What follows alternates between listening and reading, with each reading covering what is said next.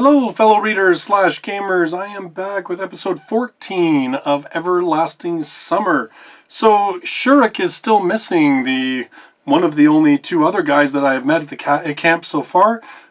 Spent the morning looking for him and ended up with a whole bunch of the girls doing anything but looking for Shurik. And now, for some reason, the nurse has asked me to watch the infirmary for her while she goes and does something. And, well, me being me, I've fallen asleep. Big surprise. I fall asleep a lot in this game. So here we are, about to wake up and see what happens. I was awoken by the noise of the door opening. Lena stood at the door. Yesterday, I promised to help her in the infirmary. My cheeks became scarlet shortly and I turned away pretending that I'm busy. The nurse isn't here? Then I'll come back later. I'm substituting for her. Since I am responsible for pioneers' lives, I should do it with full responsibility. Although, in fact, I was just afraid of something bad happening because of me. Any health complaints? I tried to give Lena the most professional smile I could, in order not to confuse her. Nothing special. Just a little headache. Let's do this. Some painkillers, maybe? Of course, I wasn't aware where to find required medicines, so it took me a while to find them. Finally, I handed a metamizole tablet to Lena. Thanks, she smiled. That was completely unexpected, and I lost touch with reality, staring at her. What? Lena turned awkward in an instant. Listen, I've been wondering, do you like this? I don't know what got into me, but I grabbed that magazine from the table and showed her that picture of a skirt and a cardigan, which would really suit Lena, in my opinion. Maybe I went completely nuts, thinking about all the girls being in my world, or maybe I wanted to distract myself instead of just waiting for the nurse to come back. Lena looked at the picture. Yes, I guess. Is stuff like this in fashion? I guess. She got confused and started blushing. Why do you ask? Really? Why? I think you'd look gorgeous in it. Just asking. Well, you know what? I kind of screwed her over yesterday. I broke that date with her. So let's give her a compliment. Let's say she would look gorgeous in it. Thank you. It's all right. I'm just being completely honest. We were quiet for some time. How's your headache? Much better. Thank you, she smiled. I'll be off. Good luck. Lena went out and I continued to look through the magazine. After a while, somebody knocked at the door again. Seems that the infirmary is the most popular place to go. Suddenly, I decided to role-play a nurse. Just a male version. And said, "Come in." The door opened and Uliana entered the room. Wow, did I miss the moment when you decided to start knocking? Anything wrong with me knocking? She frowned. Where does it hurt? Why on earth would I tell you? Where is the nurse? Right in front of you. I imposingly crossed my legs and looked questioningly at her. I'd better go. It'd be better to die than be treated by you, she smiled mischievously. You didn't even let me try. Uliana thought for a moment. Though, you could give me some pills. What's bothering you? It took her some time to reply. A heavy stomach. Sure it's not an empty head? I muttered under my breath. What did you say? Nothing. Give me a second. I found the pills in the first drawer I opened. Thank you, doctor, she smiled cheerfully. Watching Uliana, I could not imagine how such an optimistic and active child could have any health problems. Overdose of stolen candies? Or got food poisoning from the canteen? Overdose. Stolen candies. She gave me a baleful look. No, I left everything for you. Uliana ran out of the infirmary and slammed the door. Maybe I shouldn't have said that. I don't feel like taking it back. Again, I went back to studying Soviet fashion trends. Time passed, but the nurse was still absent. I wasn't searching for Shurik, wasn't looking for any clues concerning my situation. I was just sitting and flipping through a magazine. Just for a moment, I felt quite satisfied with this situation. So far, everything that has happened here could be seen as just a trip to a summer camp, and if nothing changes anytime soon, then I can start worrying. Again, somebody knocked on the door. Did I miss the outbreak of an epidemic? Slavia was standing at the doorway. Oh, hi. Isn't the nurse here? Hi, no, she's not here. I'm taking over. Great. I'd like... She hesitated. What? By the way, Semyon, Slavia said and looked intently at me. What? It seems like I lost my keys. Have you seen them anywhere? Oh, that's right. I picked those up like 2 days ago. I'm such a punk. Sure I have. Yes, here. I found them near the canteen yesterday. I wanted to return them to you, but forgot about it. I was really bad at lying. My cheeks were red, my eyes were wandering around, and hands were constantly shaking. What do you mean he's lying? Well, I mean, we took them. When she left them in the door, we took them, but I mean, we were going to give them back to her. Here. I was already preparing myself for an appropriate scolding, but Slavia only took the keys and said, Thanks. So, what have you come for? I really needed to change the subject. Does anything hurt? No, it's nothing. Strange. I wouldn't even think that such an open person as Slavia would keep something quiet. If there's something bothering you, tell me. That's why I'm here, to treat people. I smiled widely. No. I mean, yes, but no. Hearing that made anything possible, even division by 0. So, how can I help you? You? I guess you can't. She smiled and was going to leave, but suddenly stopped. However, could you step out for a minute? Why not? Okay. I stepped out of the infirmary and leaned against the wall. I wonder what might she be doing? Something that I can't even see? After a minute, the door opened and Slavia came out. She was carrying a small bundle.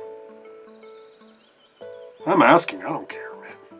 I was watching this place. What you stealing from it, chick? What is it? Nothing. She blushed. Thank you.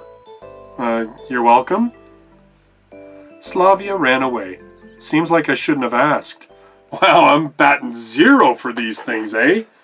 Dang. I looked at the time. It was getting late. I'd read the magazine backwards and forwards, but the nurse still wasn't here. Suddenly, the door burst open and Elisa rushed inside. She looked at me piercingly. What are you doing here? Sitting, I admitted honestly. Okay then. It's even better without the nurse, she murmured. Are you sick? I asked acidly. Elisa didn't answer and came closer to me. Move over. Why? So I can open the drawer, isn't it obvious? What for? She got angry. None of your business. Well, I'm kinda in charge here. She gave it a moment's thought. Then give me some activated carbon. Stomachache? Yeah. She grinned sharply. I got the feeling there was something wrong here. Give Elisa the activated carbon. Do not give Elisa the activated carbon. Well, I have done terrible so far here. Let's give it to her. Let's give it to her. Why not? Hey. Let's see what happens. But you never know. What if she really has an ache? Okay. I reached into the drawer and got out a packet of activated carbon. Thanks. She wrested it from my hand and ran away. It was 15 minutes till dinner, and the nurse still wasn't back. I guess just leaving the place like this won't do. She asked me to look after it, after all, and who knows what might happen if I leave. Though, who would want to steal anything from here? Except for Elisa stealing activated carbon. I opened the magazine again and began flipping through it for the nth time. The fashions of the 80s weren't that fun anymore. Yawning got me several times. It was already 6 o'clock, so dinner has already started. Of course, I had to be on the watch till the end, but my stomach seemed to have its own opinion on the matter. I stood up and steadily headed to the exit. A rustling sound came from behind the door. Could it be someone else who got poisoned, broke their arm, or something even worse? I sighed heavily and pulled the doorknob. However, there was no one out there. Seems it was just my imagination. I returned inside and instantly noticed that something had changed in the infirmary. To be precise, an apple had appeared on the table. But where from? Fruits can't just materialize from thin air by themselves, can they? Though in this camp, anything is possible. Chances are someone just brought it here. Maybe Lena wanted to thank me. Given that she's all shy and... But wait. How could she just slip past me like that? Lena wouldn't climb through the window after all. So there must be something else. I was suddenly overwhelmed by fear. What if the apple is poisoned? Though why would someone complicate things when I'm here totally helpless and can be killed way more easily? Or it might be the apple which Eve tasted in the Garden of Eden. In that case, I certainly shouldn't eat it. The same second my stomach reminded me it was there by rumbling traitorously. However, it would take time to close the infirmary, to reach the canteen, to get food. My stomach is about to eat itself. There's nothing wrong, I guess. Once again, I tried to remember if this apple was here before. In the end, it must have appeared from somewhere. Maybe it got here through the window? The shutter was slightly open. So, someone must have reached in and put it here. Nothing serious. However... Eat the apple, do not eat the apple. Do we eat strange fruit that appeared out of nowhere, or don't we? Let's eat the apple. Let's see what happens. Eat the apple. Finally, hunger prevailed and I started chewing on the ripe green apple with gusto. Its taste seemed normal, though I don't think that even the strongest poison can be tasted. But it's too late to think about that. It was time to go for dinner. Along the way, I ran into Electronic. How's it going? Did you find Shurik? No, still no sign of him. Don't worry. We'll find him. I tried to cheer him up. Too much time has passed. I'll just keep on searching. What about dinner? No, finding Shurik is more important, he muttered thoughtfully. I left him at the crossroads and wished him good luck. Pioneers crowded in the doorway. I quickened my pace, trying not to be the last one in the line, at least for today. And I was lucky. In the far corner was an absolutely empty table. I took my dinner quickly and sat at the table. Tonight's dinner consisted of fruit soup and a pair of buns. This set surprised me at first, but the taste was actually nice. I concentrated on eating. Lena, let's go here. Look, 3 free chairs. Lena and Miku stood in front of me. Are these taken? Wondered Lena. No, take a seat. Of course, I wish she were alone. Thank you. As soon as Lena said that, Shenya jumped out from behind her back.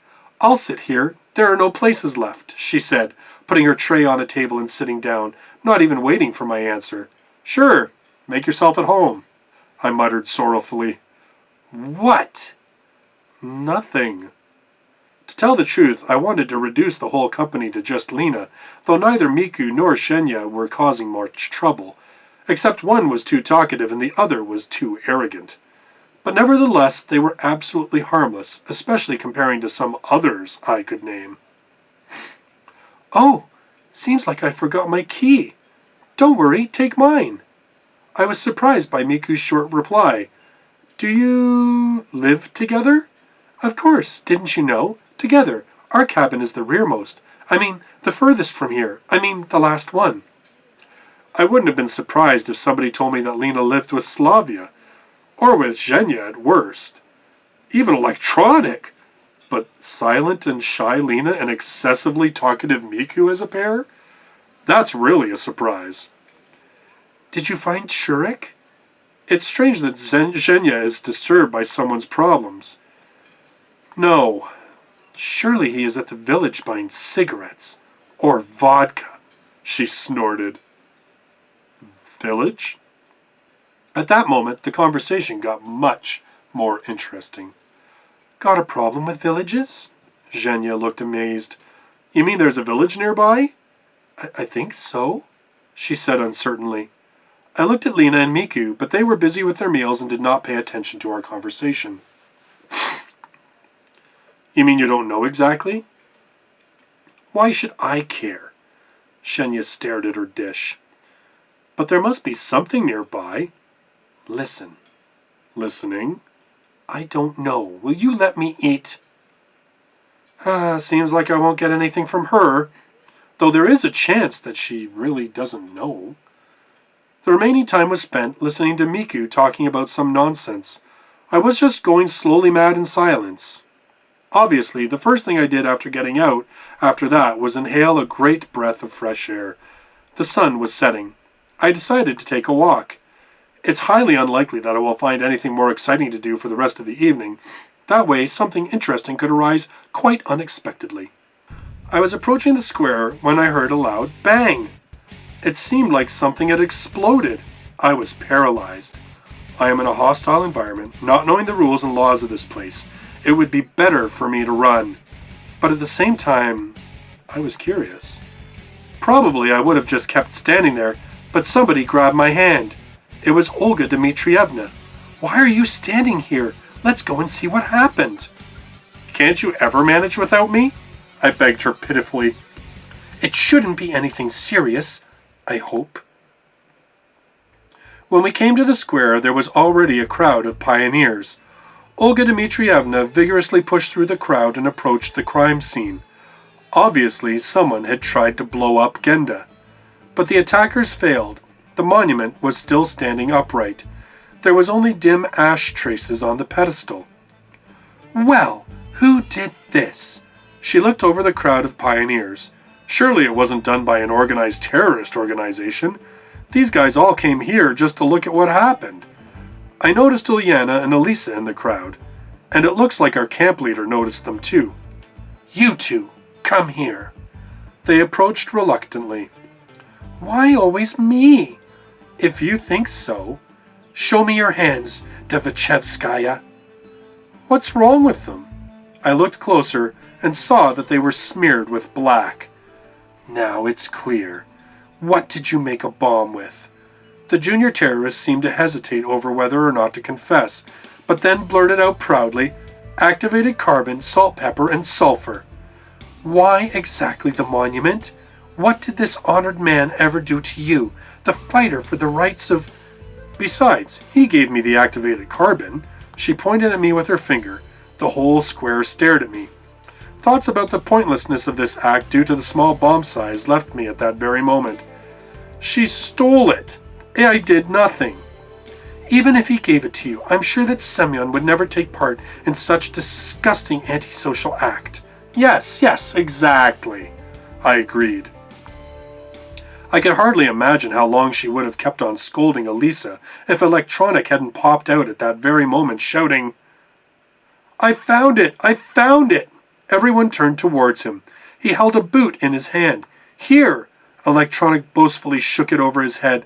It's Shurik's boot! Okay, calm down. Tell us in detail where you found it. In the forest. On the way to the old camp. Whispers ran among the pioneers. Old camp. The old camp. Oh, there's an old camp. Are you sure? Absolutely. What's so special about this old camp? I joined in the conversation. It's nothing special, really, she stammered. One of the Sovionok's legends tells the story of a young camp leader's ghost living there. She fell in love with a pioneer, but he rejected her and so she killed herself. She committed harikari with a kitchen knife. Next day that boy was hit by a bus.